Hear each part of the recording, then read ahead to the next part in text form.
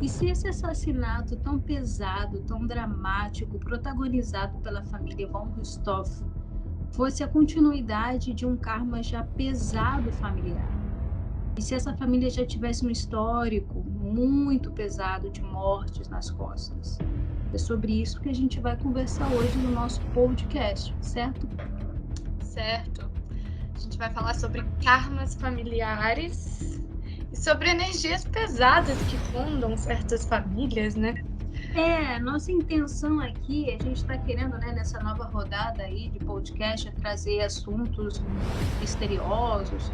E esse caso da Suzane é um caso muito pesado, muito polêmico, mas a gente percebeu que poucas pessoas abordaram o lado espiritual desse caso, né? E a gente tem um material espiritual para falar sobre isso, e essa é a nossa intenção hoje, né? Trazer um lado espiritual que a gente sabe de informações, que não é exclusividade nossa, tem aí no YouTube para todo mundo ver, mas a gente pincelou isso, vamos trazer para vocês, e em cima disso tentar trazer alguma reflexão útil, né? De utilidade para a gente, né?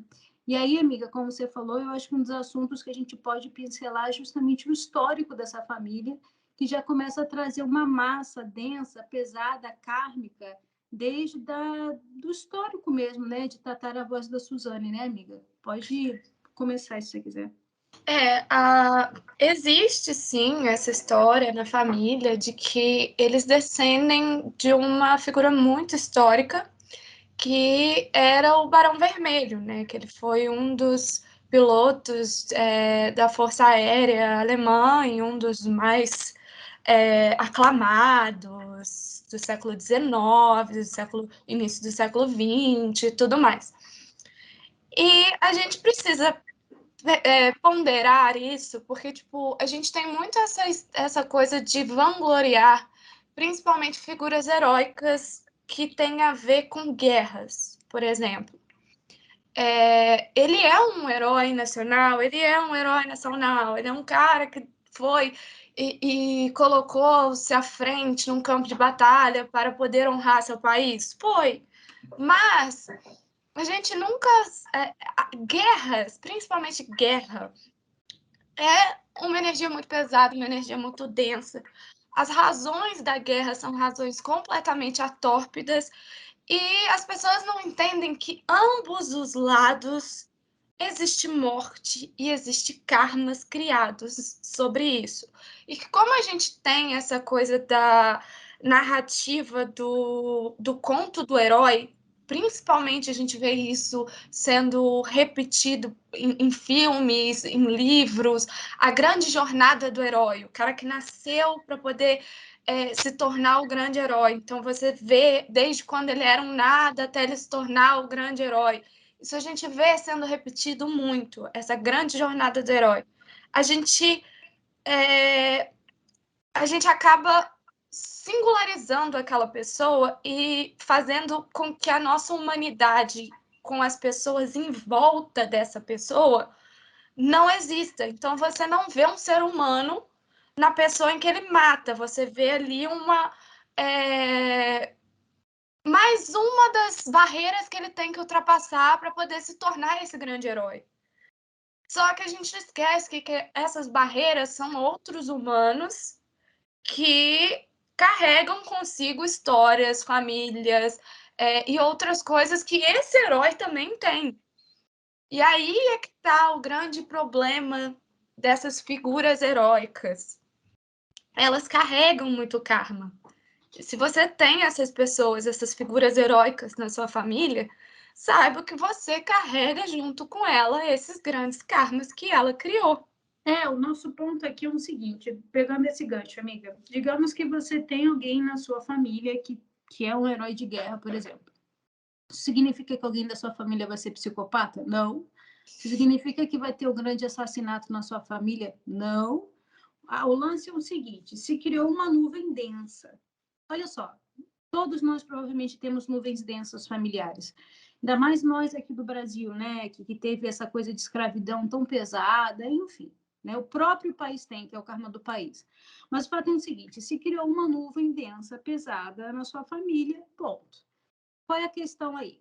Se você já tem uma personalidade doente, Aí, afinidade, lei da atração.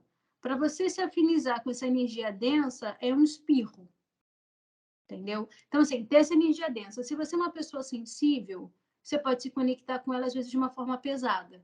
Tipo, pô, cara, eu sinto uma energia pesada na minha família. Ou, às vezes, você tem a proteção espiritual de zero sentir isso. Ou você é uma pessoa que já tem uma personalidade doente, e aí você pode se afinar disso e juntar chave, fechadura e fazer um clique, e aí vai dar titica.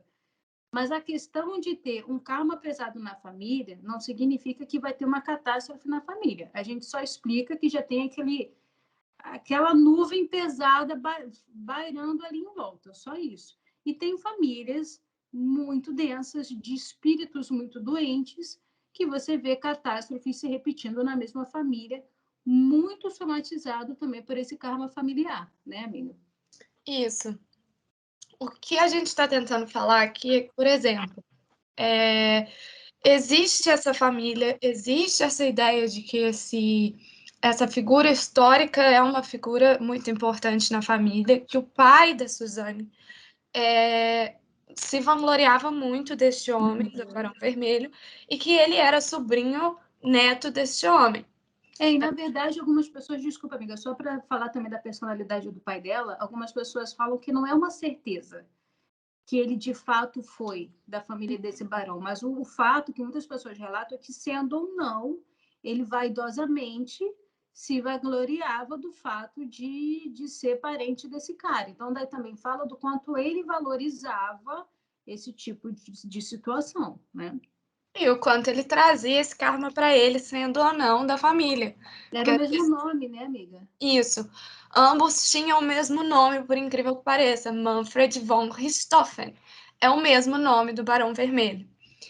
Então, eu acho que também essa questão dele ter o mesmo nome dessa figura histórica e essa possibilidade de ter sido da família deste homem e de ser o sobrinho neto deste homem, trazia para ele essa glória que às vezes nem pertencia a ele, mas que trazia para ele, mas trazia também o karma junto. Sim. E que ele não pensava nisso. Ainda falando da linha do karma do pai da Suzane, que era quem me parecia do casal, quem tinha uma energia mais densa, depois que ele morreu e tal, a Suzane, ela teve muitas regalias, e a gente depois vai voltar nesse ponto, só para não fechar aqui junto, né, o karma dele. Depois eu descobri que ele tem muito a ver com políticos e situações assim não muito bacanas do meio político. Então ele já tinha uma energia também densa dessa zinhaca política, tá? E coisas realmente de, enfim, vocês sabem as coisas erradas que acontecem no meio político, né? Não quero levantar nome de nenhum político nem nada disso, mas vocês sabem do que a gente está falando. Então, assim, ele já tinha uma energia muito densa também por conta dessas falcatruas políticas que ele estava envolvido. Isso é um fato, se você jogar aí no Google, você vai ver. Coloca aí o nome do pai da Suzane e coloca assim, política, políticos, você vai ver, tá? Então, assim, ele já tinha essa energia densa, era um cara que se vangloriava desse tipo de situação, ele tinha essa nuvem pesada já em cima dele. Isso, obviamente, não ajudava, né? Claro que ele não contava que a filha seria um psicopata, né? Uma psicopata. Mas quero dizer que, assim, a energia da família já era muito densa. A mãe, que era a Marísia, né? Ela já me parecia uma pessoa um pouco mais espiritualizada. Eu sei que ela gostava de ler sobre anjos, assistia palestras sobre anjos. Ela tinha uma abertura para a espiritualidade. E o curioso é que todo mundo que fala de contatos espirituais, que a gente vai falar mais lá para frente, dos pais da Suzane, sempre falam da mãe da Suzane. Então, realmente me parece que por ela já ter mais abertura à espiritualidade, ela vem mais bem preparada para tentar fazer esse contato. O pai, como infelizmente, coitado, já tinha uma energia mais densa, ou está mais embolado lá no umbral, ou está um pouco mais inconformado, mas o fato é que a gente não sabe muito de relatos sobre a espiritualidade dele e tal. Bom, depois dessa coisa densa, a gente tem a situação da Suzane, que, na minha opinião, por mais problemas que o pai dela tivesse ou que a mãe tivesse, e por mais problemas kármicos que a família tivesse, nada justifica o tamanho da psicopatia dessa garota. Eu acho que a gente não tem nem o que discutir sobre isso, ela é doente. E se tem algum adolescente aqui assistindo a gente, por favor, que jamais isso seja uma referência, porque ela foi uma adolescente que não aceitou as rédeas que os pais davam, e ela, ao invés de sair de casa para galgar, né, a própria vida, resolveu o problema, matou os pais e para ficar com dinheiro, que ela queria o conforto, não queria sair de casa para, entendeu, galgar o próprio dinheiro. Uma psicopata sem limites. Então, que isso não seja exemplo para ninguém, tá? Pelo amor de Deus. O fato é que depois de fazer essa estitica toda, a gente agora vai começar a falar da parte espiritual da coisa, né, amiga? Isso. Claro que depois disso ela só piorou ainda mais o karma, né? Que vem sobrecarregar o irmão, né, amiga? Que era um garoto super inteligente, um cientista, que estava desenvolvendo. Era cura para o quê, amiga? Do câncer? Você sabe disso? Ele tava. Foi USP, eu acho que é USP, não sei, que ele estudava, e realmente ele estava nas pesquisas para cura de doenças, e era um menino brilhante, assim, sabe? E eu acho que a perda dos pais numa situação tão doentia faz com que você perca quem você é no mundo, né?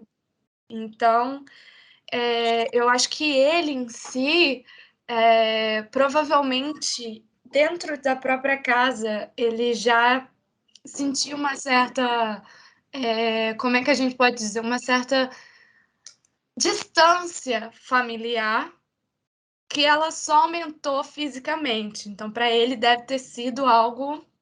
E ela é extremamente mentirosa, né? Ela vive falando nos depoimentos que ela se preocupava com o irmão, que ela não queria que nada disso acontecesse, né, com o irmão, então tirou o irmão de dentro de casa. É mentira. Se ela tivesse alguma. Primeiro, que psicopata não tem empatia com ninguém. E segundo, se ela tivesse alguma preocupação com o irmão, ela não mataria os pais do irmão, já que ela não entendia que eram os pais dela, né? E pelo menos ela lembrasse que eram os pais do irmão, né? Não tem empatia com nada, é mentirosa. Ela queria ter o irmão do lado dela para ela ficar com o dinheiro que ela queria. Ela não queria arregaçar as mangas para fazer faxina, capinar. E aí resolveu matar os pais, que é mais, na cabeça dela, né? Era mais fácil. O grande problema do psicopata é que ele se acha muito inteligente. Sim. E aí ele acaba justamente dando tiro no pé dentro da ignorância dele, né? Mas Mas, é amiga, porque ele geralmente ele tem um objetivo na vida, né? Ele cria esse objetivo muito cedo. E ele sabe que para ele chegar até esse objetivo, ele tem várias formas de chegar até lá. Mas a mais importante para o psicopata é a manipulação emocional, que ele sabe que ele não tem essas emoções que o ser humano, com o cérebro desenvolvido 100%, tem. Então, o psicopata, ele não consegue ter essas emoções, ele não consegue sentir essas mesmas emoções. Então, ele sabe que a maior fraqueza, entre aspas, do ser humano é a emoção. E que para ele chegar até o objetivo dele, ele precisa mexer com as emoções desses seres humanos em volta dele. por isso que eles são tão sedutores, né? Porque eles conseguem entender que caminho que eles têm que acessar para seduzir você. Você já leu alguma coisa, amiga, sobre, espiritualmente falando, sobre os psicopatas? Agora, falando com você, eu nunca li. Eu também não. Relacionado a Um bom psicopata, estudo, né? eu sei que espiritualmente alguns psicopatas, esses psicopatas, eles conseguem usar espiritualmente as pessoas, tipo, você vê muito psicopata que usa essa questão do espiritual Da para fé, né? vantagem própria. Sim, sim. A gente tem Não, tipo vários. assim, a causa espiritual, né? Isso que eu quero dizer, Isso. da psicopatia. Você já leu alguma coisa sobre? Não. Eu também não. Tá aí um bom estudo, né? Você quer contar pra gente, amiga, sobre essa parte paranormal, sobre os sonhos que a Suzane teve na cadeia com a mãe? Olha, dizem que a Suzane teve uma conversa com os advogados quando ela estava presa e pediu que os advogados dessem a ela os processos que estavam correndo dela, dos irmãos, Carlinhos e etc. E que ela queria ler tudo, ela queria ver tudo, que não poupassem ela, que as fotos estivessem lá e tudo mais. E dizem que ela passou noites e noites acordadas, fumando vários maços de cigarro e lendo cada página dos processos. E quando chegou na página das fotos dos pais, ela viu tudo e dizem que ela foi dormir e durante o período do sono dela, ela teve um sonho em que ela viu a mãe dela e que ela sentia muito de remorso. Ela começou a chorar, correu para os braços da mãe e pediu perdão, mãe. E a mãe mostrou para ela o rosto dela todo machucado e falou: aqui, filha, olha como você me deixou e é assim que você me deixou. E dizem que ela acordou muito desesperada, gritando horrores. O pessoal da cadeia, as carcereiras correram para poder acudir ela, porque ela estava gritando e tendo um pesadelo gigantesco. E dizem que isso foi recorrente, ela teve esse sonho várias e várias e várias vezes. E com o tempo, ela descobriu também, ela não tinha nenhum contato com o Daniel, mas ela acabou descobrindo que o Daniel também tinha esses mesmos sonhos com a mãe dela e eram bem parecidos com o sonho dela. Então foram encontros, para mim, né? Eu vejo isso como encontros com a mãe dela, num plano espiritual, onde a mãe dela estava mostrando para os agressores dela o que foi que aconteceu. Talvez procurando um remorso aí, que eu achei até estranho, porque, tipo, uma pessoa se encher de remorso, sendo que ela é psicopata, Ela não tem remorso, né? ela não tem remorso. Então, isso para mim foi um clique do que possa ser realmente espiritual, isso, que possa ser um encontro. Porque se a Suzane chegou a ter esse remorso mesmo, se ela chegou a ter esses pesadelos que foi documentado que realmente ela teve e que acordavam ela durante esse sono enquanto ela gritava, sendo que ela é uma psicopata e não tem esse remorso no plano físico, então isso realmente pode ser um encontro. Pode, né? Pois é, assim, o que eu reparei também é que dizem que as mãos da mãe dela eram muito, para quem conhecia, né, e tal, eram muito marcantes, que ela tinha uma mão muito branca e ela costumava estar sempre com anéis grandes, dourados, então era aquela mão bonita, marcante, que chamava atenção, né, por causa dos anéis. E é uma coisa que a Suzane destaca muito nos sonhos, né, que ela sempre vê a mãe colocando a mão, assim, né, dentro da fechadura para abrir a cela. Então, assim, traços como as mãos, o perfume, o toque não, porque ela, até onde eu entendi, não chega a tocar, né? Quando ela pede para a mãe virar, ela vê aquele rosto, ela sempre se assusta e sai correndo, porque o rosto praticamente não tinha rosto, foi um absurdo, foi extremamente violento, né? Aquele rosto transfigurado, eu acho que traz para ela ali muito o peso do que ela fez, né? Visivelmente deve ser muito assustador, né? E, na minha opinião, assim, na minha opinião, o pai eu acho que meio que virou as costas. Quem julga o pai? Se fosse eu, acho que eu já tinha virado as costas há muito tempo também. A mãe, né? Porque a mãe é uma coisa guerreira, né? Uhum. E a mãe era espiritualista, a impressão que eu tenho que a mãe ela vem tentando buscar. Eu vejo uma dualidade aí. Eu acho que espiritualmente falando, a mãe ainda está conformada, quer justiça, mas por outro lado, eu acho que tem uma mãe querendo sacudir a filha, dar um start, falar: minha filha, acorda para a vida, entendeu? Porque a gente vê que a Suzane ainda continua cometendo outros erros, tenta seduzir todo mundo, entendeu? Seduz quem tem que seduzir ele para sobreviver dentro da cadeia, tudo bem, mas eu não consigo ver um arrependimento dela e eu acho que não vai ter mesmo, porque psicopata não se arrepende. E aí eu acho que talvez essa mãe ela esteja ali tentando buscar uma justiça nesse sentido, né? Tipo, pô, você fez isso tudo comigo e não se arrependeu. eu acho que existe muito uma justiça também nesse sentido, minha preocupação de mãe, que de alguma forma ainda não desistiu dessa filha, essa impressão que eu tenho, né? Qual a sua visão, amiga? Eu vejo tanto essas duas ideias que você falou, quanto também eu acho que tem muito a ver com um ego ainda, que ela não se desfez desse ego espiritualmente falando. Porque a Uhum. gente não pode esquecer que a mãe da Suzane era psiquiatra. E Sim. como uma pessoa que tem faculdade de psicologia e que estuda doenças da mente, como essa mulher não conseguiu perceber traços de psicopatia na própria filha dentro de casa? Sim. Então, eu acho que ela, o ego dela ainda, ela está muito presa a esse ego de tipo, Uhum. como eu não consegui salvar minha filha enquanto era tempo. Talvez você ache que ela não consiga se convencer que a filha é psicopata, né? Tipo, ela precisa se arrepender, porque se ela se arrepender, ela prova que ela não é psicopata, né? Tipo Isso.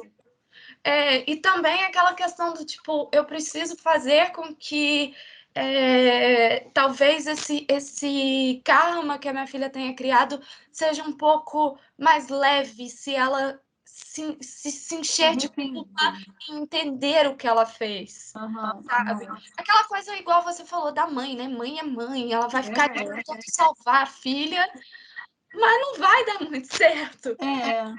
E Enquanto sobre o Daniel? Por que você acha que ela aparece para o Daniel também? Será que o Daniel é uma coisa. Eu acho que deve ser tudo espiritual, não só culpa, pelo fato de ser mais ou menos o mesmo enredo, né? Por Uhum. que você acha que ela apareceria pro Daniel? Não sei, talvez por uma ideia de que ela possa entender que o Daniel possa ser a chave para mostrar para a filha que aquilo ali não é só um sonho. Então, tipo, se saiu do Daniel também é porque, sabe, É, ou talvez essa questão de procurar justiça, ou seja, olha o que você fez comigo e eu quero que você pague por isso, sim. sabe? É, ou talvez também por procurar, de certa Convencimento, achar que de repente ele pode convencer a filha de alguma forma, porque eu acho que talvez naquela época, eu não sei se eles ainda estavam juntos, né? Mas ela poderia buscar talvez um convencimento, porque assim, na cabeça dela, talvez, mãe, né? Difícil aceitar que o filho porque, né, de fato, ela manipulou todo mundo para matar os pais, mas assim, a mãe, talvez seja difícil acreditar que aquilo partiu da filha, né? Então, assim, uma vez que esse Daniel, na cabeça da mãe, tenha convencido minha filha a fazer isso, ele tem que ser um forte poder de convencimento sobre ela. Então, talvez convencê-lo, né, de que eles devem se arrepender e tal, pode ser uma chave também para a redenção da minha filha, né? ficou ainda muito presa aquela ideia do tipo, minha filha é muito apaixonada por esse Daniel e olha o que ela fez por causa dele. Então, É. se eu convencer ele, talvez eu convença minha filha. Não entendendo que, na real, quem convenceu quem foi o outro lado. Mas é algo realmente muito, muito difícil, né, de aceitar. Não, É, por uma mãe, né, pelo amor de Deus, né? e eu acho que, tipo, isso é uma das formas de criar, de certa forma, para mim foi uma das formas de criar até mais karma na família. Sim. Porque já é uma família muito densa, né? Então, e eu acho que se você parar para prestar atenção, são várias recorrências de um processo dessa ideia do heroísmo, né? De que você chegar, se você só é alguém, se você chegar a ter um nome para você, que é uma coisa muito repetitiva na família, né? Tipo, esse pai que se orgulhava de um cara que virou um grande nome, e aí Esse pai que se metia em lugares que não devia para ter mais dinheiro. exatamente, é o que eu ia falar. Ele se orgulhava É, mais desse cara, então ele fez de tudo para também se tornar essa pessoa cujo nome seria um nome importante, para ter esse valor e tudo mais. E daí uma filha que, por causa desse dinheiro e desse poder, comete essa atrocidade porque ela não quer perder o conforto do dinheiro e do poder criado por essa família. E aí, com a ideia de que ela se tornou esse grande nome do true crime brasileiro, e ela se empodera em cima desse nome, porque ela também quer, sabe? Essa ideia dessa incessante busca pelo poder que nunca existe, sabe?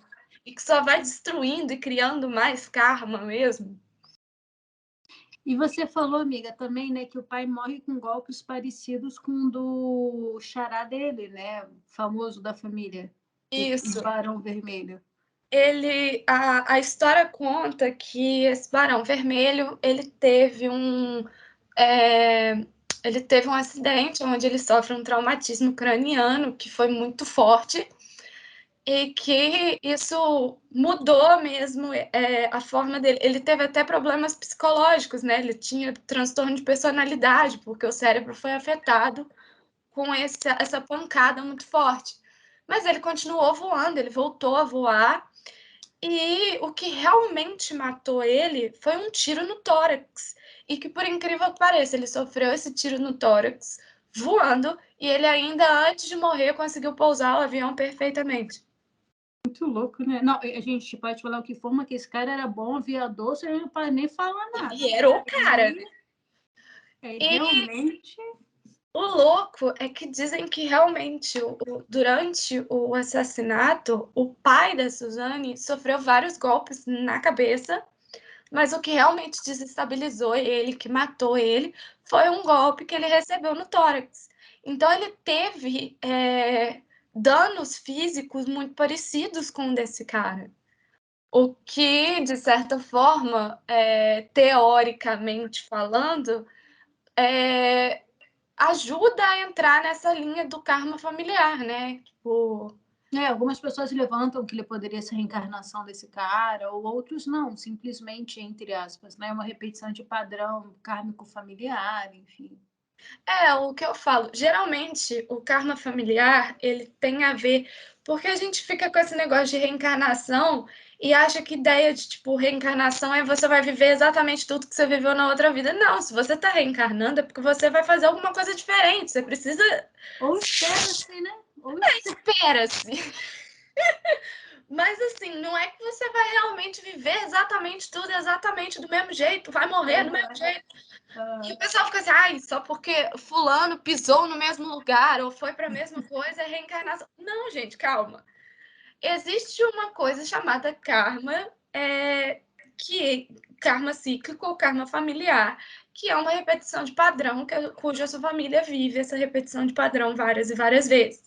Um caso muito interessante é o caso da família real britânica. O que acontece? Dizem que para a Rainha Elizabeth se tornar rainha, houve-se um karma que foi criado nessa família. Qual é o karma? A Rainha Elizabeth era a primeira filha do segundo filho do rei da Inglaterra. Automaticamente, ela não iria ser rainha. Primeiro, por ela ser mulher. Segundo, por ela ser filha do segundo filho. Então, não seria rainha. Quem seria a rainha ou o rei seria o filho do primeiro filho. Só que esse primeiro filho, George, primeiro Edward, ele foi o primeiro rei, né? O pai morreu, ele assumiu como o rei. Só que o que aconteceu? Ele era um rei solteiro, o que era muito peculiar naquela época, porque pela idade dele ele já teria casado e tudo mais. Ele era um rei muito playboy, porque ele era... Mas é que eu tenho vai ver que a gente tem alguma coisa com essa família, amiga, né? Que o pessoal já tá achando que a gente tá ficando encalhado, né? Vai ver por aí, né? amiga, vai ver que a gente é primo desse moço e a gente não sabe. Assim, ele era playboy, né? Ele era playboyzão. Não é nosso caso, amiga. A gente é boa moça. Aí já não. E aí, o que aconteceu? Durante essa vida dele de playboy e tudo mais, ele conheceu muita gente importante, isso nos anos 30, né? Grandes anos 30 e tudo mais. Dentre essas pessoas, ele conheceu uma mulher chamada Wallis Simpson, que era uma mulher divorciada, norte-americana, e que era amadora, atriz amadora, né? Aspirante a atriz. E ele se apaixonou por essa mulher e queria casar com ela, o que, para os moldes britânicos de nobreza, era o maior escândalo da face da Terra. E aí, o que aconteceu? Ficaram aquela coisa, o rei vai casar, não vai casar, vai casar, não vai casar. Ele abdicou do trono porque ele queria ficar com essa mulher. E aí ele casou com ela e tudo mais. Casou, entre aspas, né? Porque ela era divorciada. Naquela época tinha todos uns trâmites, mas foi morar com ela. Ele não perdeu o título de príncipe de Gales, mas continuou com ela e tudo mais, e não era mais rei. Quem assumiu foi o pai de Elizabeth, o que fez ela se tornar rainha. Aí se criou esse karma. Alguém teve que abdicar do trono para que ela se tornasse rainha. Esse karma dessa família foi criado aí. Eles isolaram esse homem completamente da família. Ele não podia falar com ninguém, ninguém gostava dele, todo mundo olhava ele com a cara muito de lado, ninguém queria falar sobre ele e tudo mais. E ele tinha uma certa simpatia com Hitler na época, então foi mais ainda massacrado e o pessoal queria se isolar mais ainda. Só sei que esse karma foi criado e essa repetição foi feita pela família várias e várias vezes. Se você parar para prestar atenção, o primeiro filho da rainha Elizabeth, o príncipe Charles, que também está na sucessão ao trono, é um homem que foi forçado a se casar com uma mulher virgem, pura e tudo mais, que todos nós conhecemos, a princesa Diana, a grande, né, Lady Di. Mas o grande amor da vida do Charles foi a Camila, que era uma mulher que já era casada, foi divorciada, e toda essa ideia que acabou combinando com um relacionamento horroroso, a morte horrível da Diana, mas ele acabou continuando, ele conseguiu o fim de ficar com a mulher que ele amava. E por último, a gente tem o príncipe Harry, que foi, para mim, a pessoa que realmente assumiu o karma para si e acabou, assim, de certa forma, terminando esse ciclo. A gente não sabe se realmente esse ciclo vai continuar, porque a gente ainda está com os filhos do Harry e do William muito novo para saber. Mas a ideia é que o Harry acabou com o karma, porque o Harry casou com uma atriz mais velha que ele, da mesma forma que a Wallis Simpson, norte-americana e divorciada. Ou seja, os mesmos traços da Wallis Simpson. E a diferença entre o tio, o bisavô dele, tio bisavô, é que ele escolheu se isolar da família. Ou seja, não foi a família que isolou ele por ele ter escolhido essa mulher, mas ele escolheu se isolar, ele saiu. Então, ou seja, ele terminou, ele cortou esse karma fazendo todas essa repetição. Qual o signo dele, amiga? Ele é virginiano. Parabéns. Né, amiga? Assim como você. Que peito, né? Mas assim, também o virginiano é um signo servil, né? A gente é uma pessoa que serve a certos propósitos. Então, tem muito a ver isso também, né? Aquela coisa, eu sou o servo da família, então eu me ponho no lugar de fazer esse serviço para que acabe com esse karma. Entende? Tem muito a ver isso também. E tem a questão também da jornada do herói. Ele foi do exército por muitos anos, então ele também pode se ver. Ele sempre teve esse lado, eu acho que dos dois filhos, eu não sei, né, porque eu não acompanho tanto, mas assim, ignorantemente falando, é o que sempre mostrou mais a sensibilidade da Diana também, né? Se mostrou uma pessoa sempre mais sensível, então talvez com certeza isso tudo tenha colaborado para esse desfecho, né? E aí é por isso que eu falo da questão do karma familiar, gente. Às vezes pode ser. Muita gente vai falar, ele é a reencarnação do tio, bisavô, por isso que ele está fazendo tudo isso.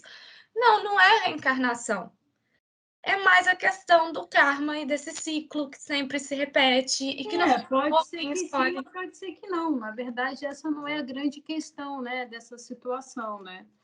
Pode ser que sim, pode ser que não, mas na verdade, nesse caso, é indiferente. Ele não precisaria ser para ter a questão da limpeza familiar, que na verdade é só sobre isso que a gente trabalha com constelação familiar, né?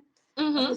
A cura da constelação familiar é exatamente sobre isso. Alguém da família acaba meio que trazendo para o peito, ou, sei lá no nosso lar trouxe para si, enfim, encarnado ou desencarnado, resolveu limpar essa parada aí, e é assim que se trabalha karmicamente, né, esses pesos da família, né? Por exemplo, tem clientes minhas que já me vieram aqui na consulta perguntando se não tinha uma maldição na família, porque, sei lá, todas as mulheres da família se separavam por conta de uma crença X. E, na verdade, era questão de limpar essa crença, trabalhar essa crença para a gente parar de repetir esse padrão.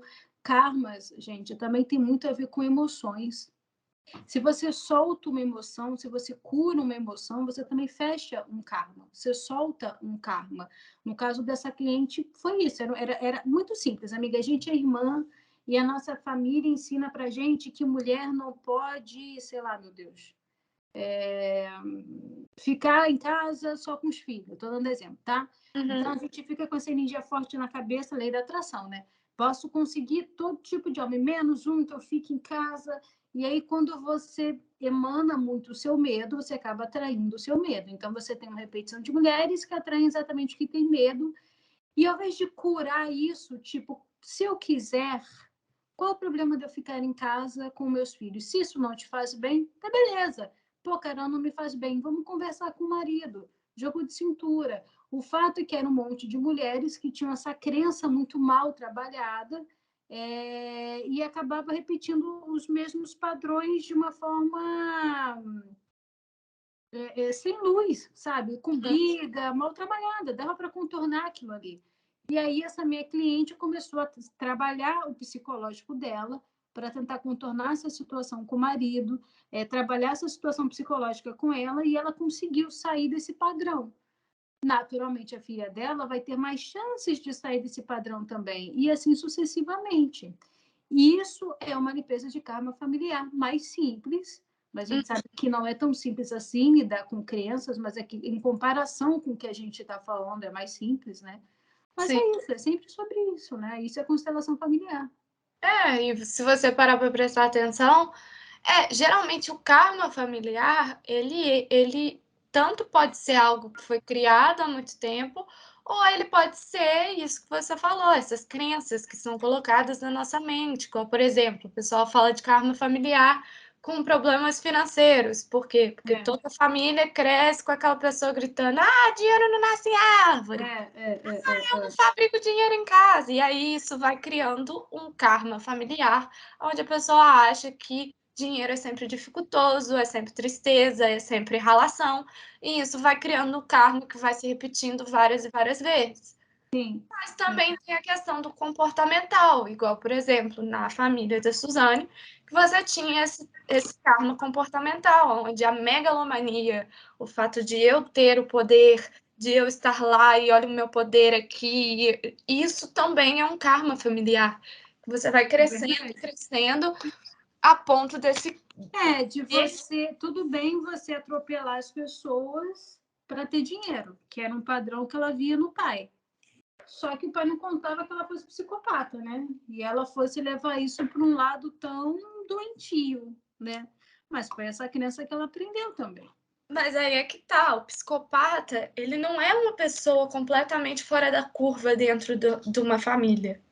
Ele continua sendo fruto das crenças e dos costumes que aquela família ensinou para ele, por mais sem emoção que aquele psicopata seja. Isso daí é um exemplo bom, até tá muito na mídia, né? O caso da Daniela Pérez, né? E, enfim, é uma coisa que me impactou muito, porque eu era fã dela e eu era uma sementinha da Yasmin, né? Eu acho que todo mundo que era Yasmin era personagem dela, né? Acho que todo mundo que era fã dela, né, naquela época e hoje em dia cresceu, né? Somos mulheres, a gente não deixa de ser uma sementinha, né? Porque a gente ficou muito com ela no coração. Então é um caso que eu tenho muito carinho, que eu acompanho muito.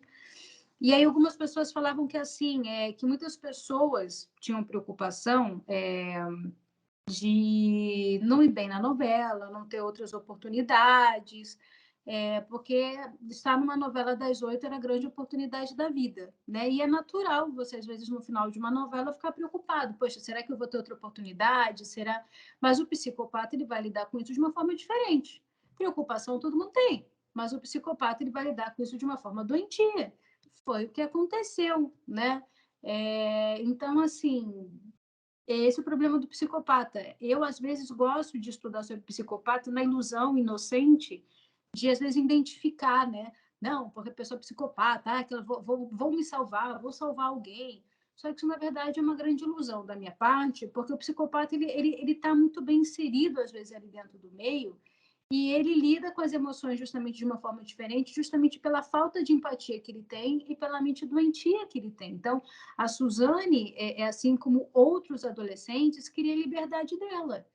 Só que ela, de uma forma doente e psicopata, resolveu do jeito dela, entendeu? Então, assim, os psicopatas, eles passam pelas mesmas crenças, como você falou, pelas mesmas situações que todo mundo, mas como uma pessoa doente reage de uma forma doente, ainda mais sendo pessoas sem empatia com ninguém. Ele não tem a simpatia, né? Tem o patia ali no meio. Ele não tem a simpatia de se colocar no lugar de não, eu tenho que estar aqui, eu tenho que obedecer, eu tenho que entender o porquê que esse comportamento está sendo colocado para mim. Ou a empatia de se colocar no lugar da outra pessoa, tipo, por que que a minha mãe está me reprimindo? Por que que meu pai está me reprimindo? Ele não tem isso. O psicopata, ele é apático, ele não tem nenhuma forma de lidar, ele não consegue lidar com o sentimento alheio nem com o próprio sentimento, porque ele não tem nenhum tipo de sentimento. Ele tem a ganância de querer É por aquilo que isso ele que quer. normalmente, né, o psicopata ele é narcisista também. Não é todo narcisista que é psicopata, mas todo psicopata normalmente é narcisista, porque ele só enxerga ele. E ele consegue seduzir muitas pessoas justamente porque ele não tem simpatia, como você falou, né? Então eu não vou me sentir culpada em manipular ninguém, fazer nada com ninguém. Por isso também que não existe arrependimento dessas pessoas. Não um arrependimento verdadeiro. Pode ter arrependido porque está atrás das grades, mas não tem um arrependimento verdadeiro. Esse é o grande problema, assim, que eu vejo na questão de identificar o psicopata, porque hoje em dia, principalmente com a internet, a gente andou banalizando muito, principalmente doenças ligadas à psicologia, né? Doenças tipo, eu tenho ansiedade, eu tenho isso, eu tenho aquilo. Então, todo mundo é narcisista, todo mundo é psicopata, todo mundo é isso, todo mundo é aquilo, porque hoje em dia, com a internet, muita gente falando sobre o assunto, todo mundo se acha no contexto de que, eu sei falar sobre o assunto, eu entendo sobre o assunto, então eu sei que fulano é Eu psicopata. assisto CSI, então eu sei de tudo. E na real é que, tipo, se você estiver frente a frente com um psicopata, você nunca vai saber que ele é um psicopata. Ele não vai deixar você saber que ele é um psicopata. Aliás, até onde o psicopata sabe que é psicopata, né? Isso também Exatamente. é uma boa. Mas ele deve ser esperto o suficiente para querer esconder essa falta de sentimentos dele, porque ele quer estar misturado dentro da sociedade. Então, ele não vai mostrar para você que ele é uma pessoa frígida que não sente nada, com certeza, né? E às vezes ele mesmo deve pensar que, tipo, todo mundo é assim como eu. Uhum. Todo mundo não sente como eu Porque, na sinto. verdade, o psicopata ele tem algumas emoções, tipo raiva, né, que foi o caso desses casos todos de assassinato. Eles não têm a simpatia, empatia, né? Olhar para o outro, isso não existe. Por isso que são sempre narcisistas, né? É isso, amiga. Tem mais alguma coisa que você queira acrescentar? Não, não. Não, também não. Então tá bom.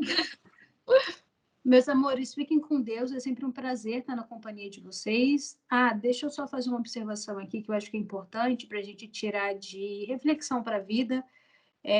Não é um preconceito, mas é uma observação. Eu acho que é muito importante quando a gente começa a estar mais próximo da família de alguém por uma amizade muito íntima, por frequentar muito a casa de uma família, ou de estar namorando, casando, entrando numa família. Eu acho muito importante a gente observar a dinâmica dessa família, porque sim, o karma da pessoa que estiver do seu lado, seu namorado, seus amigos, pessoas que vão dividir a vida, angústias com você de alguma forma, o karma dessas pessoas vão respingar em você, sim, é claro que vão. Então, fica aí uma observação carinhosa, não é para ter preconceito com ninguém, é só para ter consciência de onde vocês estão pisando e ter uma escolha lúcida, tá bom? É isso. Como diz o outro, né? Principalmente com mulheres. Se você está entrando numa família, preste atenção como o pai trata a mãe da pessoa que está com você e como essa pessoa vê esse comportamento do pai tratando a mãe. Porque ele pode ser um amor com você, ser completamente diferente do pai enquanto vocês estão namorando. A partir do momento em que ele se torna o marido, ele pode repetir os mesmos padrões que o pai. Isso, esse padrão é muito forte, né? Até eu, por exemplo, que às vezes observo alguns padrões, né? Como ninguém é perfeito, na minha família que eu não acho legal, eu tenho consciência disso, mas às vezes eu me observando, às vezes quando eu vejo eu estou fazendo coisa muito parecida, porque isso fica lá no nosso inconsciente. É a questão da gente que trabalha o autoconsciência, que tipo, opa, conheço esse padrão, vou me trabalhar para não repetir. Mas a gente que se estuda, às vezes repete, imagina que não está nem aí. Exatamente. Então é aquela coisa, sempre tenha um pé atrás e sempre preste atenção nos padrões. Sim. Porque esses padrões é que você vai ter com você, quando você entrar no Sim. relacionamento com aquela pessoa. Sim, é aquilo, sem idealização, sempre vão ter dificuldades. O que a gente está trabalhando aqui é uma escolha lúcida, consciente, só isso, né, amiga? É isso. Então é isso, meus amores. Um beijo, fiquem com Deus, se cuidem e tem um final de semana aí de muita luz, de muita alegria para vocês, viu? Espero que vocês estejam curtindo aí nossos podcasts. É isso. Boa semana, né? E preste atenção nos padrões. É. E é nas famílias, nas cambucas que você está se metendo. Então é isso, gente. Beijo. Tchauzinho.